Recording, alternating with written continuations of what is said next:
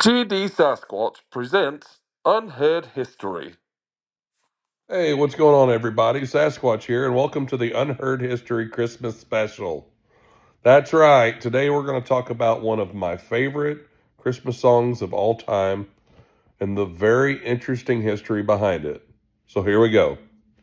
The year is 1818, and Europe is in pretty rough shape.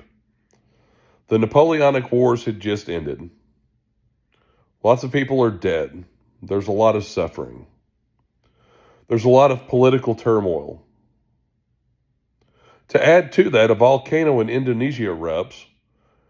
The ash plume goes into the air, which blocks the sun somewhat and causes global cooling, which leads to crop failures in Europe. So now everybody's hungry. There's a huge crop shortage. Things are pretty bleak. It's in Austria, in a small village called Oberndorf, that we meet one of the main characters of the story named Joseph Mohr. And Joseph Mohr's not having a real great time either. And while he's a successful assistant priest and trying to make his way in the world, his whole life he's been persecuted because he was the bastard child of an unwed seamstress. And during those times, single motherhood was not to be celebrated like it is today. So he had a little bit hard growing up too. He was hungry with the rest of them, watching people starve, watching disease run rampant. And he had a big empathetic heart. Another talent he had was he was a pretty good poet. So 2 years earlier, in 1816, he had sat down in his room and wrote a poem about stillness and calmness. It made him feel better. He felt like it was a divine poem dedicated to God. And then it would sit, buried in his papers and his books for 2 more years, until 1818. You see, on Christmas Eve of 1818, Joseph had a problem. The church organ was busted, and they had a Christmas Eve service that night. And how were people going to worship God without an organ to play music on? So what happened to the organ, you ask? Well, there's a few different stories. Some say that mice had gotten into the bellows and chewed them out where they didn't work. Another story said that the church had flooded and that caused damage to the organ and it didn't work either. Whether it's one or the other, the end result is the same, no music. But that doesn't stop old Joe from coming up and persevering. No, sir, no, ma'am. Mohr gets up and at him, and he rushes to the next town over called Auberndorf, where he's got a friend named Franz Xavier Gruber. And I said Franz, not Hans. You hear that? Talk to me. Where are my detonators? Where are they, or shall I shoot another one? Even though Die Hard is a Christmas movie, and I will stand my ground on that. Now, please listen very carefully. Die Hard is not a Christmas movie. Together, Gruber and Mr. Mohr sit down. Franz Gruber was a teacher and a part-time musician, and together, Mr. Mohr and Mr. Gruber sat down, and they put his poem to music, which would be played on a guitar, which would be carried back to the St. Nicholas Cathedral. I'm not even lying about that. I'm telling you, I'm not. Where they would sing the song for the Christmas Eve service. And the song went over very well.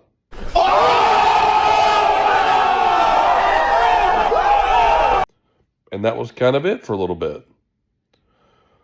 Eventually, the old organ repairmen come rolling through town with their wagon full of tools and tricks. They go to the church and they hear, hey, they've got a busted organ, we should go fix it. While they were there, the song got played and they loved it. So they learned how to play it and sing it. And as they traveled from town to town, they would perform it for others to listen to. So by the mid-1920s, the song has reached the royal courts of Europe. It has reached nobility. It's good to be the king. And anywhere there's nobility, there's musicians. There's court musicians and composers, and the song takes off. So by 1835, it had made its way across the Atlantic Ocean to New York City, where it was performed in New York City on Christmas Eve and went over very well. And there was much rejoicing. So now the song begins to spread across the Americas, and it just keeps making its way around the world. Which sort of brings us to our next point, full circle, back in Europe. So now fast forward almost 100 years, and the year is 1914. World War I is raging, again with the suffering, again with the hunger, again with the dying and the bloodshed. It's another really rough time for the world. On Christmas Eve of 1914, after the fighting had stopped for the day, the Germans and the English and the French were on the Western Front. They were entrenched with a no man's land separating sometimes mere yards from one another. They could hear each other coughing sometimes. They could hear each other mumbling when they talked. And on this night, Christmas Eve 1914, a few lonely Germans began to sing a traditional song of Christmas called Stille Nacht.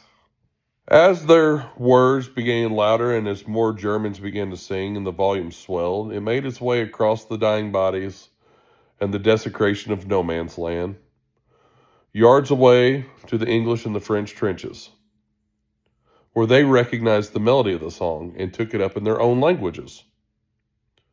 Soon both sides were singing this song, and as they all began to sing louder, Germans began to put up some candles on the edge of their trenches, and they had some small Christmas trees some had brought from home.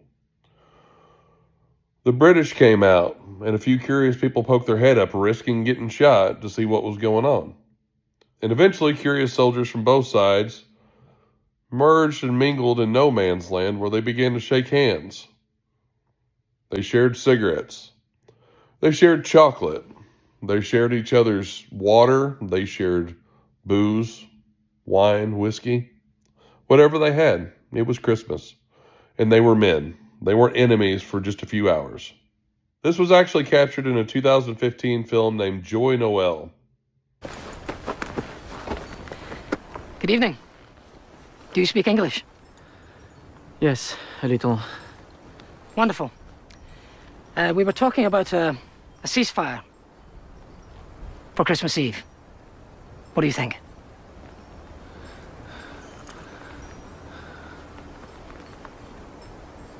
The outcome of this war won't be decided tonight. I don't think anyone would criticize us for laying down our rifles on Christmas Eve. Don't worry. It is just for tonight.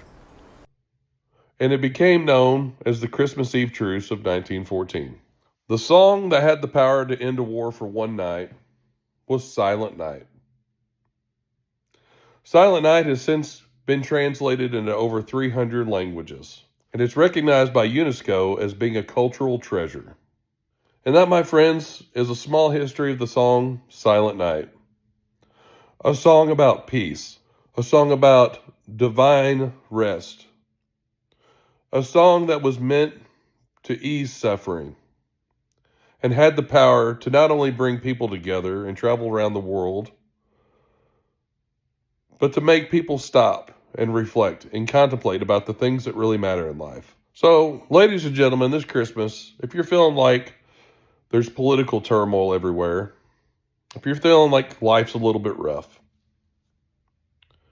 if you feel like you don't matter, if you feel like you're just not really where you're supposed to be, take a moment to listen to Silent Night and think about the history that I just told you about. Think about the meaning of the song and what it means to you, and how in 1818, when people were suffering, and when a bastard, bullied child sat down and wrote a poem that made him feel a little bit better, think about how that person had the power to write a song out of necessity that would later travel the globe, be translated into 300 languages, and how that one tiny insignificant action had enough impact to stop a world war, even for a night. Folks, I hope that no matter where you're at this year, that you have a Merry Christmas, and that you take a few moments to contemplate about the things that really matter in life and what they mean to you. I'll see you next time.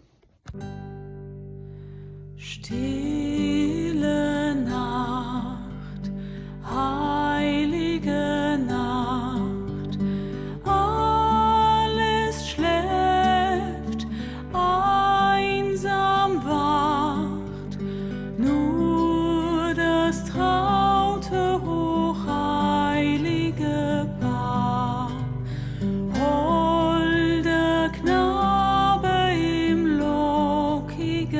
Nacht. Schlaf in himmlischer Ruhe. Schlaf